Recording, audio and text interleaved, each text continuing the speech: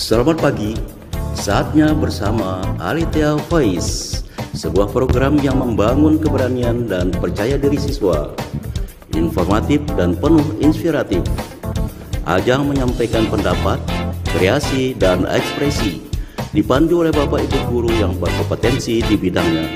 Selamat mengikuti. Bersama Alethea, meraih prestasi gemilang.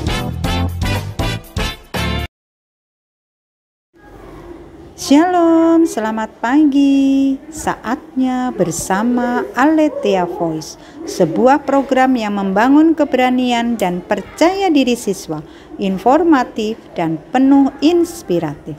Ajang menyampaikan pendapat, kreasi, dan ekspresi. Bagaimana kabar kalian? Semoga selalu dalam keadaan sehat dan penuh sukacita dan selalu dalam lindungan dan kasih Tuhan.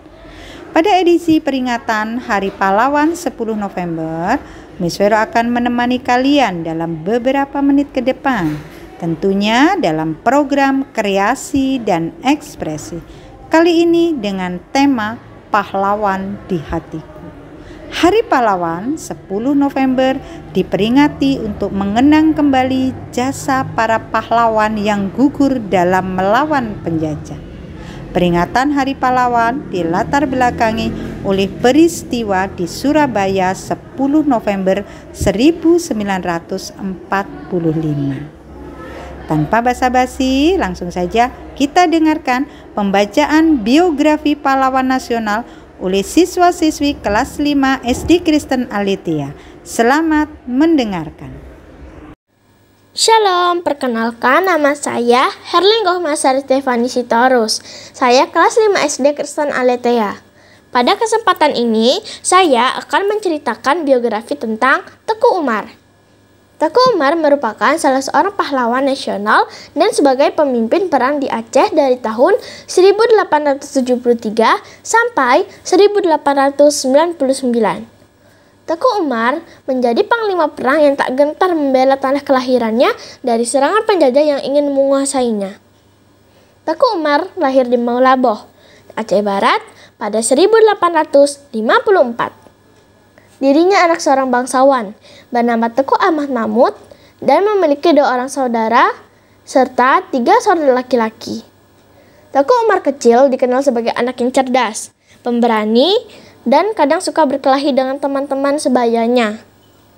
Dirinya juga dikenal memiliki sifat yang keras dan pantang menyerah dalam berbagai masalah. Teku Umar berjuang melawan penjajah saat usianya 19 tahun, yaitu pada tahun 1873. Dimulai dari daerah Maulaboh, kemudian melanjutkan perjalanannya ke Aceh Barat. Sebagai panglima perang, Teku Umar dikenal cerdik dan pandai bersiasat. Sejak menikah dengan Cut Nyadin pada tahun 1880, perlawanan rakyat Aceh menentang penjajahan semakin kuat dan hebat. Kecerdikan Teku Umar terlihat saat dia berpura-pura menjadi kaki tangan Belanda hanya untuk mempelajari strategi perang yang diterapkan Belanda dan mendapatkan tambahan senjata. Teku Umar rela dicap sebagai pengkhianat oleh masyarakat Aceh. Kerja sama Teku Umar ternyata banyak menguntungkan Belanda. Salah satunya, banyak pos Aceh yang dapat dikuasai Belanda. Atas jasanya, Belanda menganugerahi gelar Teku Umar Johan dan mengangkatnya sebagai komandan pasukan Belanda yang memiliki kekuasaan penuh. Dari situ, dirinya terus mempelajari cara dan siasat Belanda sambil mengganti setiap orang Belanda di unit yang dikuasai dengan pasukan dari Aceh. Perjuangan tak sia-sia pada tanggal 30 Maret 1896. Teku Umar segera menarik pasukan dari pos yang dikuasai Belanda. Perlengkapan perang Belanda seperti 800 senjata, 25.000 butir peluru, 500 kg amunisi, dan sejumlah uang dapat diambil alih oleh Teku Umar. Perlahan, Belanda mengetahui kebohongan dan pengkhianatan Teku Umar. Akhirnya, Belanda melakukan operasi besar-besaran untuk memburu Teku Umar dan pasukannya. Usaha Belanda tak membuahkan hasil. Teku Umar dan pasukannya ternyata sulit ditaklukkan.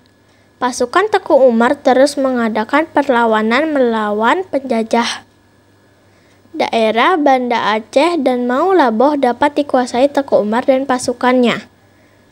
Merasa tak bisa melumpuhkan Teku Umar, Jenderal Van Heut dari Belanda menggunakan cara licik untuk menangkap Teku Umar.